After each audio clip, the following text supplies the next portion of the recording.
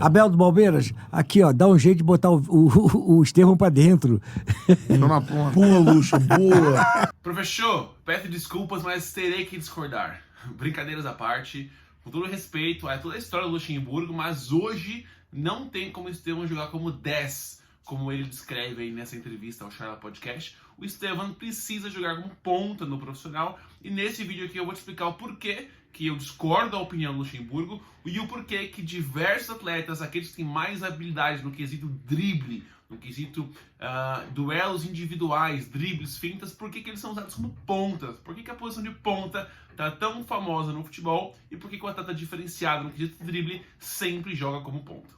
Bom, o primeiro ponto a se destacar é a era do futebol atual. O futebol, ele é movido por eras, por momentos, por fases. Você pode entender um pouquinho mais sobre isso em dois livros. O primeiro livro é o Entre Linhas, estou colocando a imagem para você, da editora Grande Área, não estou ganhando nada para poder divulgar, mas foi lá que eu comprei. E o outro é a Pirâmide Invertida, que também está na editora Grande Área, porém eu tive que comprar a versão em inglês, porque eu não acho mais a versão em português. Então, se você entende um pouquinho do inglês, você pode tentar ler também para entender sobre as eras, as fases do futebol.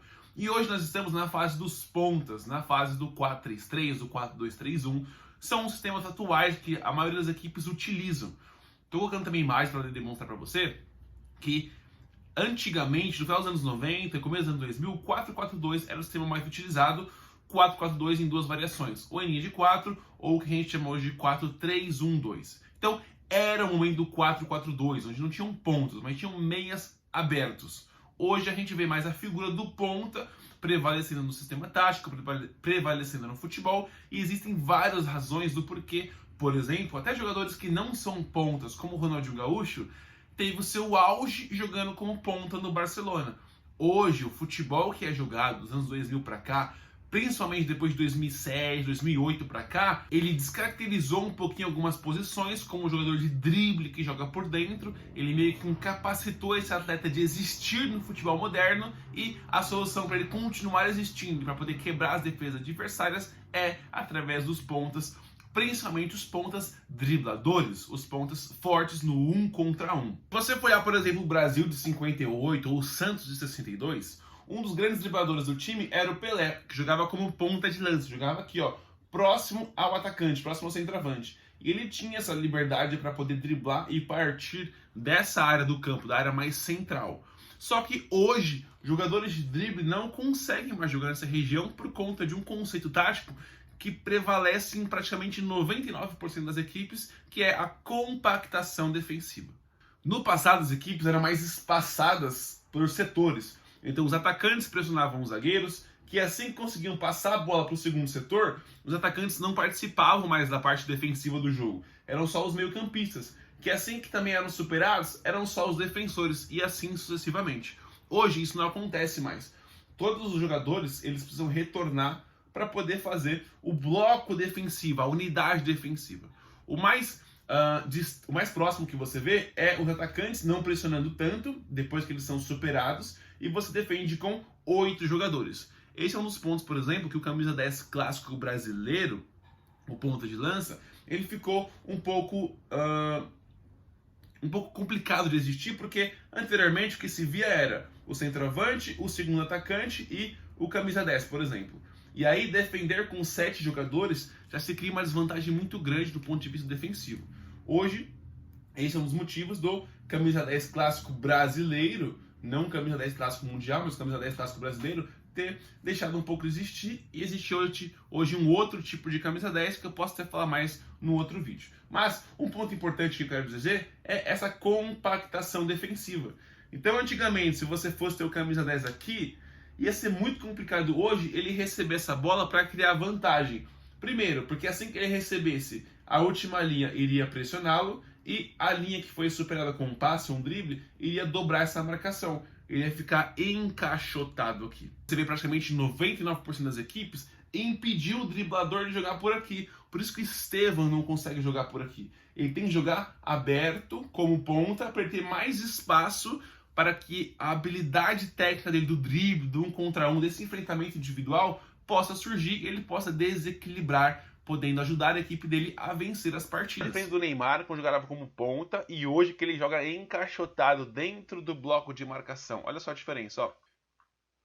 Esse gol dele contra a Colômbia, ó, recebendo no 1 contra 1, indo para cima, passando o seu marcador, limpa a cobertura e já consegue finalizar. Esse é o jogador de drible jogando como ponta. Repara no Neymar jogando contra a Croácia na última Copa do Mundo, ó. Olha como ele jogando por dentro, ele fica encaixotado, ele não tem espaço para driblar, ele não consegue mostrar o potencial dele. Porque ele está sempre indo, conduzindo a bola, tentando driblar para dentro do bloco de marcação. E não com espaço pelo corredor, pela ala, pela ponta do campo.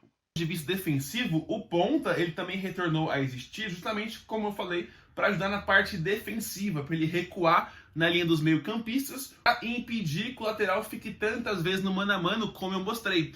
Como é uma vantagem, né, o ponta receber no mano a mano, muitas vezes o ponta da própria equipe recua para evitar essa superioridade qualitativa de 1 contra 1, ou seja, um atacante contra um defensor sem cobertura próxima. O ponta da própria equipe geralmente aproxima para tentar criar essa superioridade numérica ou simplesmente impedir que, caso lateral e ponta venham contra o lateral da sua equipe, que se crie superioridade numérica. Então ele equaliza, auxiliando um pouco na parte defensiva. Então os pontas hoje também têm essa questão de auxiliar na organização defensiva da equipe. Outro ponto bem importante do ponta é que mesmo que ele não seja o jogador com mais habilidade técnica para driblar, ele pode simplesmente servir como uma isca.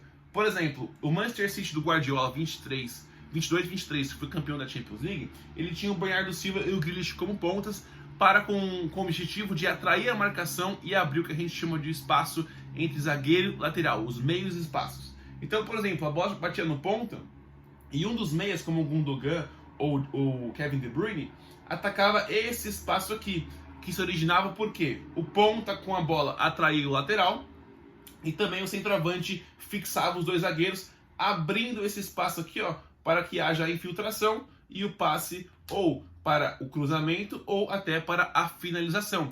Foi assim, por exemplo, que saiu um dos gols do Manchester City contra o Fluminense no Mundial de Clubes. O espaço se abriu porque o André saltou e aí o passe entre lateral e zagueiro.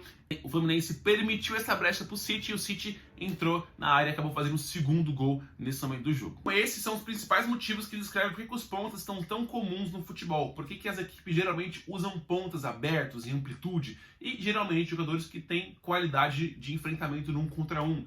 Dribles, controle de bola muito curto, jogadores de velocidade que conseguem ir para cima e desequilibrar. Ou individualmente, por exemplo, como o Neymar fazia, driblando para dentro e finalizando, ou atraindo a marcação, como os pontas do City, para poder atrair a marcação dos jogadores do adversário, liberar espaço para um companheiro, também auxiliando na marcação, ou seja, retornando para não deixar nunca o lateral da sua própria equipe no mano a mano, no 1 contra 1 contra o ponto do adversário. Essas são as mudanças do futebol moderno. Hoje o futebol se joga assim, o driblador tem que jogar com um pouco mais de espaço, ou caso contrário, ele não poderá mostrar o potencial dele como driblador para poder desequilibrar contra o adversário. Espero que você tenha entendido como joga o futebol atual, como ele se funciona. Se você tem alguma dúvida sobre esse assunto, comenta aqui embaixo. Se você quer ver um assunto específico, um tema, uma sugestão de vídeo, comenta aqui embaixo também. Eu sou o João Vitor, sou treinador de futebol licenciado pela CBF Academy. Aqui no Futebol Traduzido eu falo sobre o jogo de futebol, essa paixão que todos nós temos, porém de uma forma mais simples, sem tantos termos técnicos, para ajudar você a entender um pouco mais sobre esse jogo. Não se esqueça de se inscrever no canal e também deixar o like nesse vídeo para ajudar a divulgação aqui do meu trabalho. Eu fico por aqui, um abraço e eu te espero para o próximo vídeo.